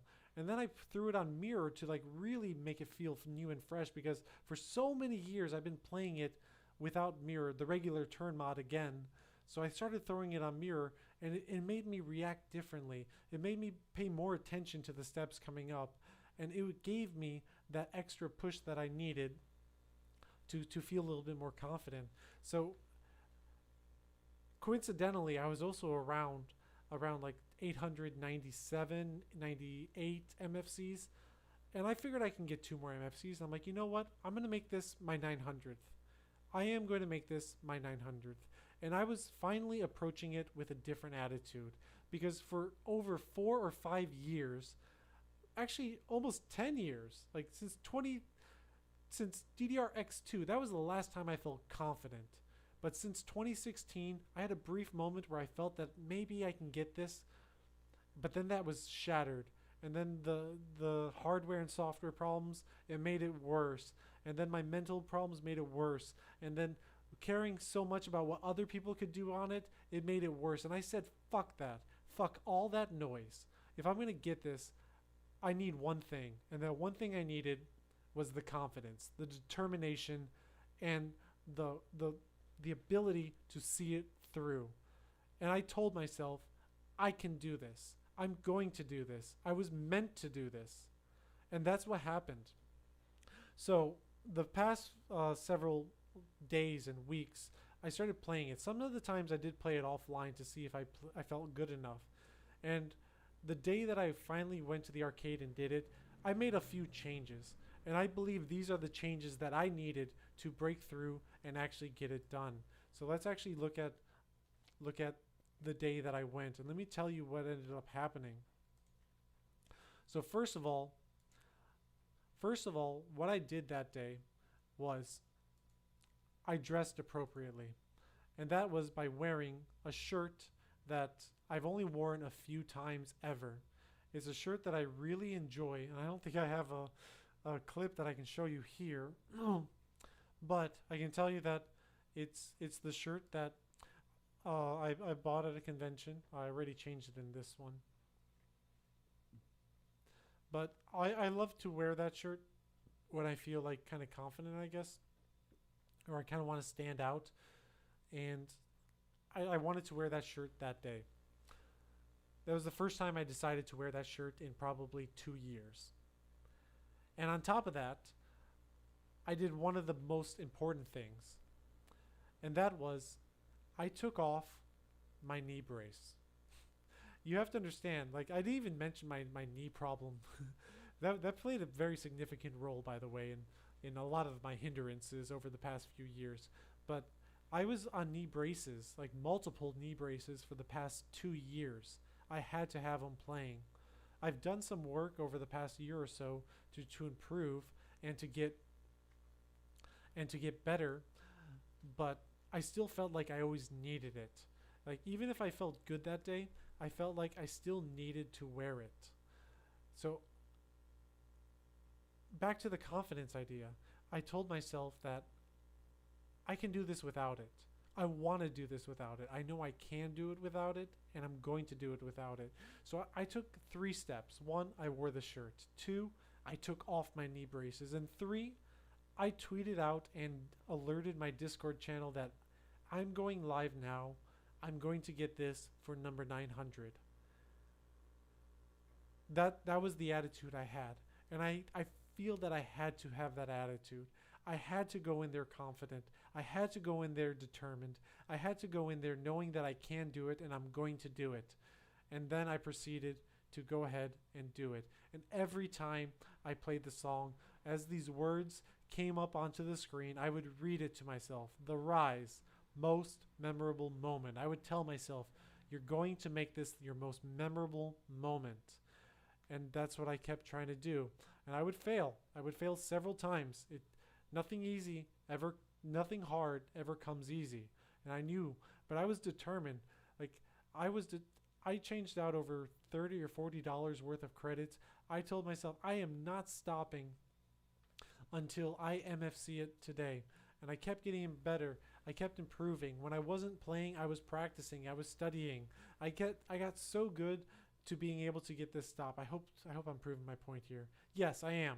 You see, I started being able to nail that stop every time because I studied it. I counted it. I figured out a strategy. I gave myself mental notes. I approached it like I would approach any new song that came out, although it's been a song that's been lingering on my mind forever. And I got so close to getting it on this run. I remember which run this is. I got to the very end, and then fucking heartbreak. The last, and oh, is it the note that I always miss? Oh, it came back to haunt me. That note came back to haunt me. We missed it. Oh, wow. That came back to haunt me after so many years. I didn't get a single perfect, but I did fuck up the great. That was my fault. But the miss was, well, I always fuck up the miss. Now, I had 2 choices here. You know, I was leaning back on the bar, and I was contemplating, I'm like, shit. That should have been it. That should have been it. And I snapped out of it. I said, you know what? You know, I just, like for 10 seconds, I thought about it, and then I got up, and I said, you know what? Okay, maybe it was more than 10 seconds. But I'm like, you know what? Fuck that. Fuck that noise. Treat it like any other song. Other songs, I'd get it perfect on the last step, and I'd be like, you know what? I can do it again. So I went back in there. I said, okay, you know what? I can do it. So I went back in there, and I kept trying, and I kept trying until, now when does the actual run start? 1905. This is the run. No, so this one. So I practiced like one more time to finish it. And I got 1 perfect on it. And I said, okay, I know why I got the perfect. I know what I got to do.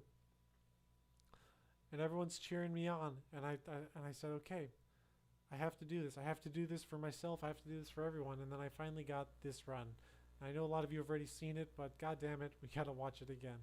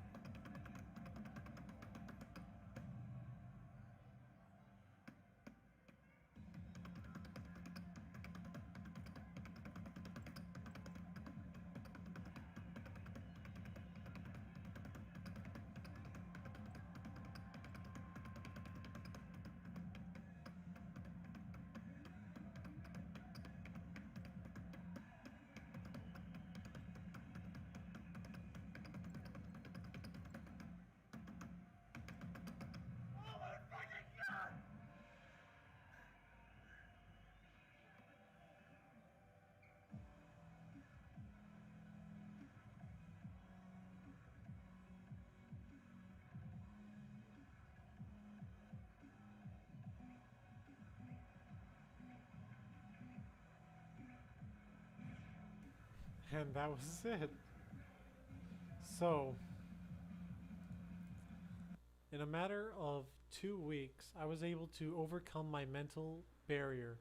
I was able to improve and get better. I brought my 4 perfects down to 3, then down to 2, then down to 1 3 or 4 times, and then finally on one fateful run, I got it. I probably played it 300 times within 2 weeks. I'm definitely going to check. I'm going to tweet out later how many times I've played Max 300 on DDR Ace. It might be my most played song right now. It might have taken me more tries than over the fucking period base beginner. But that was it. It all came together. It all came together in that one moment. A moment that has been dreamed about. You can even argue it's been dreamed about for 18 years. Because since 2003, when I first discovered Max 300 and seeing Yasu AAA it, get the max score on it, perfecting the song, I told myself I want to perfect this song. I want to be able to get the max score on this song. At the time, we thought the max score was 555 perfects. But since DDR SN2, Marvelous became a regular thing, the new max score was going to be all Marvelous. And at the time, I thought it would be impossible, but I worked. I tried. I cut it down. I shaved it off. I didn't stop. Well, there was a time that I took a hiatus, but I came back. And I finally accomplished my dream. And this has been the biggest dream I've ever had in DDR. I could retire today and be happy. I can be happy knowing that I accomplished the biggest goal I ever had in this game. And that was MFCing Max 300. So this is the most monumental, important score I have ever achieved. It's been so many years in the making. I never knew if I could really do it. I never knew if it would really come. I just knew I had to try. And I knew that if I walked away without doing it, I'd always have regret. But I am so thankful and proud to say I can walk away without any regret. And that means so much to me. So,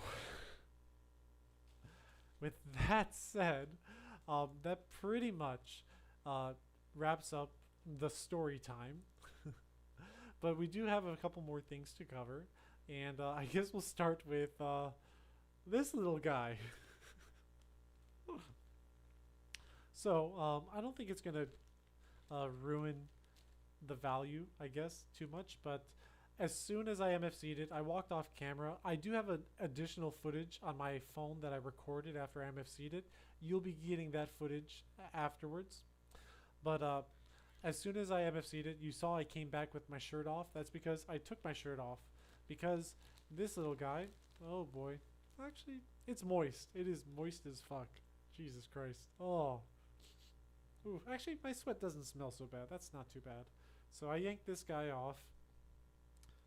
Oh, okay, actually, that's a little rancid. Oof. Oh boy. Maybe I should wash it. That is the shirt that I MFC'd Max 300 on. It's the Bro Gamer Beatmania 2DX shirt. And it's one of my favorite shirts. I bought it at Raj of the Garage 3 or 4. It's hard to say. But considering how monumental and important this MFC is for me, I thought it might be interested to some people. I know this is definitely not going to interest too many people, but I figured if people wanted to own kind of a piece of my history, because right now my greatest moment in my entire 18-year career is MFCing Max 300. And I hope that this video and this story showed you why it was so important, what kind of challenges I had to overcome, and getting to that moment took so many years in the making.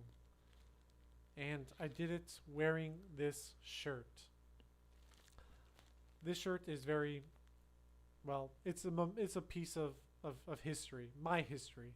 It might not be like so like important in the world, but it's my history. And if you want to own a part of my history, I will be auctioning it off in the coming days or weeks. I'm going to find out the best way to do it. I might use Facebook. I just need to make sure anyone who's going to be bidding on it does have Facebook. But we will do an auction off style, and whoever bids, you know, that's it. My hope is that I hope that the winning amount is enough to pay for my Max 300 sets. How about that? Can we get enough to pay for my Max 300 sets? And let's see if I can actually tell you how many times did Dr. D play Max 300. Let's find out. Okay, I'm logging into my this is not on screen because I don't want to log in. I'm in a different browser at the moment. Okay, let's see. Yes. Is it the first one? No. No, that's like all songs. There we go. Oh, so it is ranked number 2. So over the period is still my number 1 at 803 plays, but my number 2 is Max 300 at 469 plays. Yes, 469 plays, and that is just on DDR Ace. I've played it hundreds, if not thousands, of times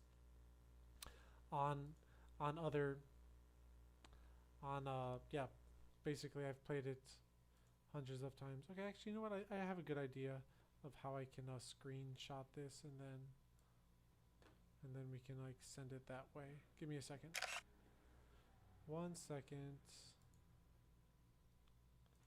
Okay, you guys should be able to see this.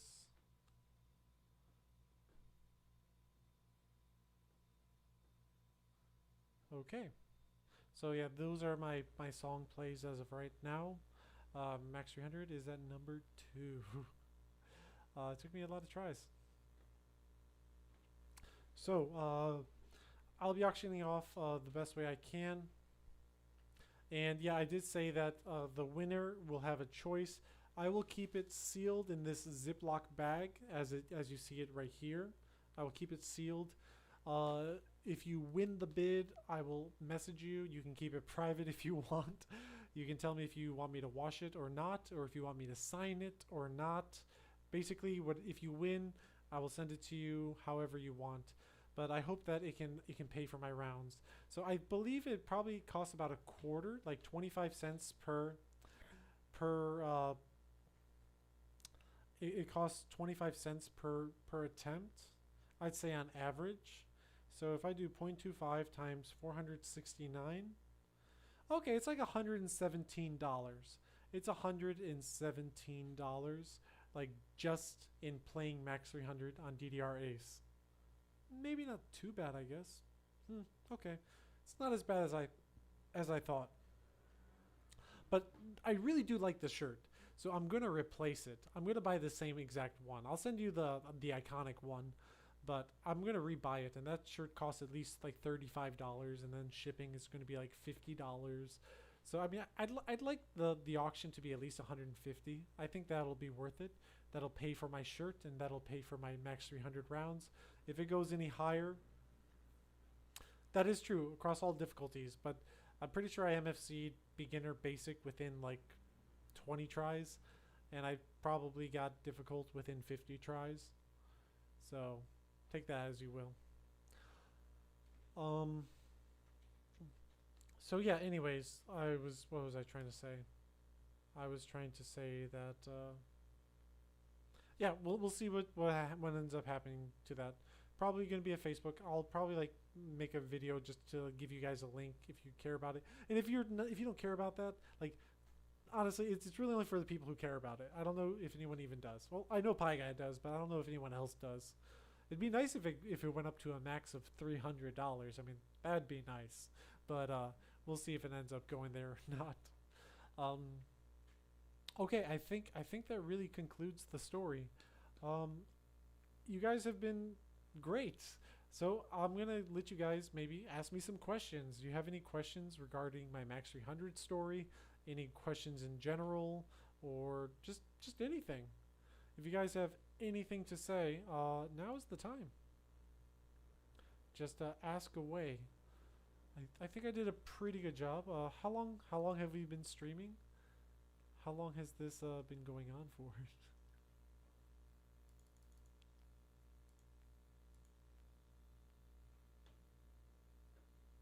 So 114 minutes, it's over 2 hours. So we're not even halfway to the 300 minutes.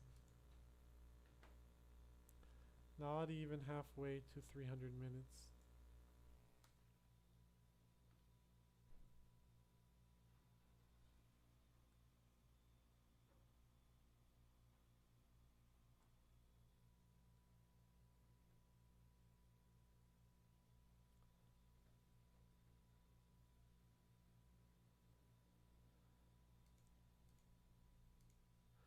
All right, let's see.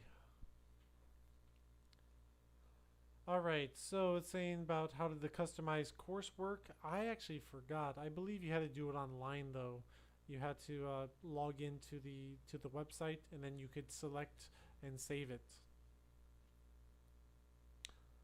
Okay, Quickman wants to know what the pizza I had. I know he's gonna hate me. One of them was a super supreme Hawaiian pizza. It has shrimp, pineapple, ham, corn, and a large pepperoni pizza with stuffed crust. And I devoured the entire goddamn thing. And I even ordered a Cold Stone ice cream cake, which I still have. Who wants to see me eat some ice cream cake on stream right now? Please say yes so that I can do that, because I wouldn't mind. And yeah, that's how I celebrated. What else? I looked at people who have the most MFCs, and you're number one. It really depends on how you count it. So I'm number one in singles for sure, and that's assuming all difficulties. Singles expert challenge, Chris actually has more than me. Singles all difficulties, I have the most. Singles and doubles all difficulties, Muji56 has the most. Singles, doubles, only expert and challenge, I have the most. So there's a lot of different ways you can count it, but I'm definitely up there in some of the most MFCs, and I will definitely be playing. I will definitely be playing a lot of doubles in the coming months months. I hope not years. So I'm gonna try to get to 1,000 within 2022. That's going to be my goal. And yes, I do have something pretty special planned for 1000. I think I can get it. So I'm going to go for it when I get closer to 1000. So expect a lot more like 14s, 15s, 16s MFC'd, and then expect a ton more like 10s through 13s on doubles MFC'd. Okay, yeah, Chris actually does have single double technically, yeah, because he's over 1000. Yeah, Pie Guy's right. Even though he has 0 double, but his 1000 plus on single is making up for it. Who knows? I might be able to catch up to him if he still keeps at 0 MFCs on doubles, and I take doubles semi-seriously. I might be able to pass Chris. I think the first arcade mix at the arcade was, I want to say it was 3rd mix. I'm pretty sure it was 3rd mix, if not 4th mix.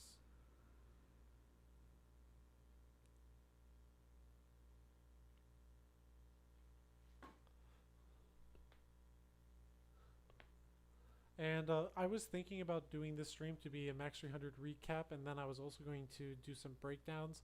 But like seriously, my throat is I think I can't do it.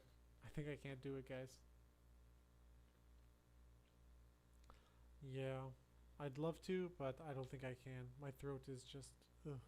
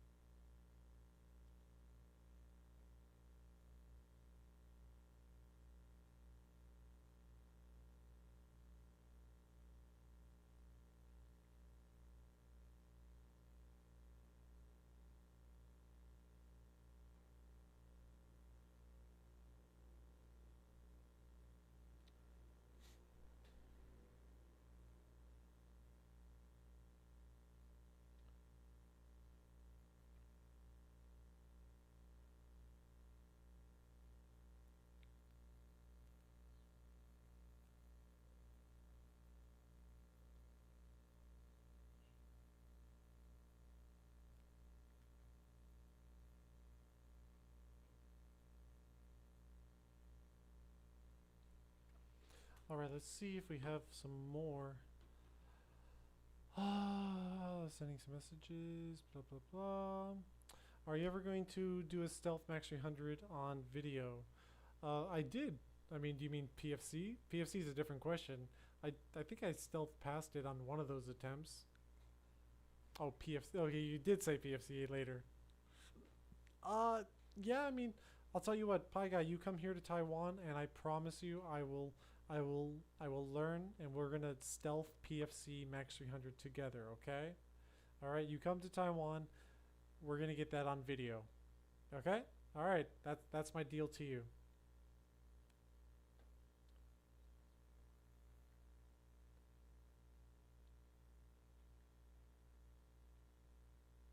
You still have the full version of Max 300. I'm not gonna go for that, and thankfully it's not arcade release. Mario mix, yeah. When the jumps never seemed impossible. Yeah, the jumps were impossible back then. So, Whew. All right. I don't think there's any more questions, so that probably means we're going to end it. Yeah. Seriously, guys. Oh, should I do the shoutouts now? No, I'm not gonna do the shoutouts now. I might do another video just for shoutouts, because if I do them now, I'm probably gonna miss a lot of people. So I'm gonna try to save the shoutouts. Try to like actually write them down and make sure I get as many as I can. Well, I'll tell you what, Pie Guy. How about just AAA? We'll AAA it together. AAA. So you can get a couple. You can get a miss or two, some greats,